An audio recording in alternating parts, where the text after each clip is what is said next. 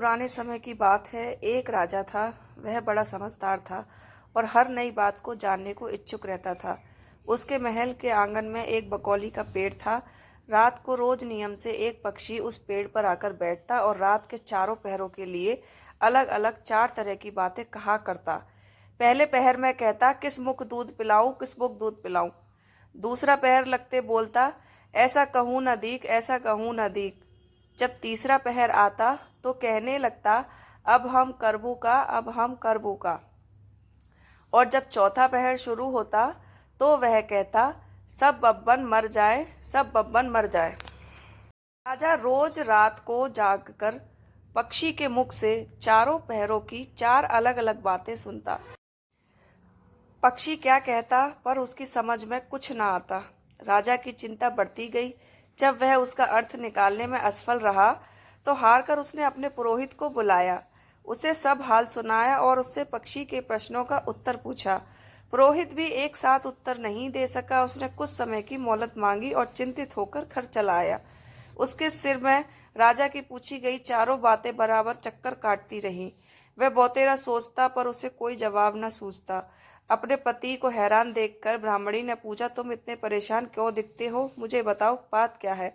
ब्राह्मण ने कहा, क्या बताऊं, एक बड़ी ही कठिन समस्या मेरे सामने आ खड़ी हुई है। राजा के महल का जो आंगन है वहां रोज रात को एक पक्षी आता और चारों पैरों के नित नियम से 4 अलग अलग बातें कहता है।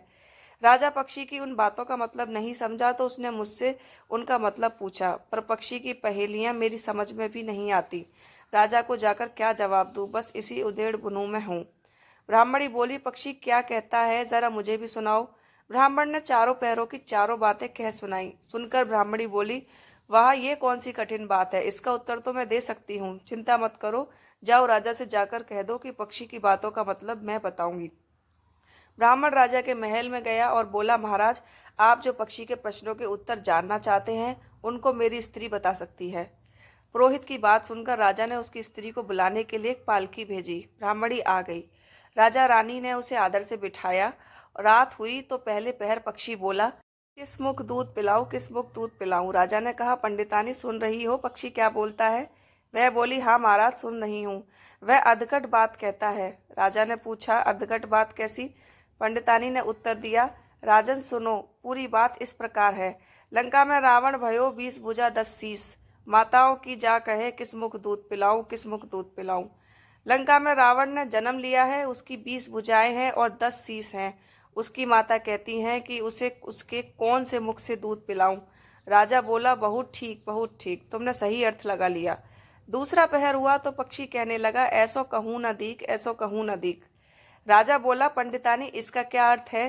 पंडितानी ने समझाया, महाराज सुनो। पक्षी बोलता है, घर जंब नवदीप बिना चिंता को आदमी, ऐसो कहूं न दीख, ऐसो कहूं न दीख। चारों दिशा सारी पृथ्वी नवखंड सभी छान डालो पर बिना चिंता का आदमी नहीं मिलेगा। मनुष्य को कोई ना कोई चिंता हर समय लगी ही रहती है। कहिए महाराज, सच है या नहीं। राजा बोला, तुम ठीक कहती हो। तीसरा पहर लगा तो पक्षी ने रोज की तरह अपनी बात को दोहराया, अब हम करबू का, अब हम करबू का। ब्राह्मणी राजा से बोली, महाराज, इसका मम्र भी मैं आपको बतला देती हूँ, सुनिए। 5 वर्ष की कन्या साटे दई ब्याह, बैठी करम बिसूरती, अब हम करबू का, अब हम करबू का। 5 वर्ष की कन्या को 60 वर्ष के बूढ़े के गले बांध दो तो बेचारी अपना करम पीट कर यही कहेगी, अब हम करबू का, अब हम करबू का। सही है ना महाराज। राजा बोला, पंडितानी तुम्हारी यह बात भी सही लगी। चौथा पहर हुआ तो पक्षी ने चोंच खोली, सब बब्बन मर जाएं, सब बब्बन मर जाएं। तभी राजा ने ब्राह्मण से कहा, सुनो पंडितानी, पक्षी जो कुछ कह रहा है क्या वह उचित है। ब्राह्मणी मुस्कुराई और कहने लगी, महाराज, मैंने पहले ही कहा था कि यह पक्षी अधकट बात कहता है। वह तो ऐसे सब ब्राह्मणों के मरने की बात कहता है। विश्व संगत जो करे, सुरा मांस जो खाए, बिना सपरे भोजन करे, वे सब बब्बन मर जाए, वे सब बब्बन मर जाए। जो ब्राह्मणी वैश्य की संगति करते हैं, सुरा और मांस का सेवन करते हैं और बिना स्नान किए भोजन करते हैं, ऐसे सब ब्राह्मणों का मर जाना ही उचित है। जब बोलिए, पक्षी का कहना ठीक है या नहीं। राजा ने कहा, तुम्हारी चारों बातें 52 तोला पावरत्ती ठीक लगी, तुम्हारी बुद्धि धन्य है।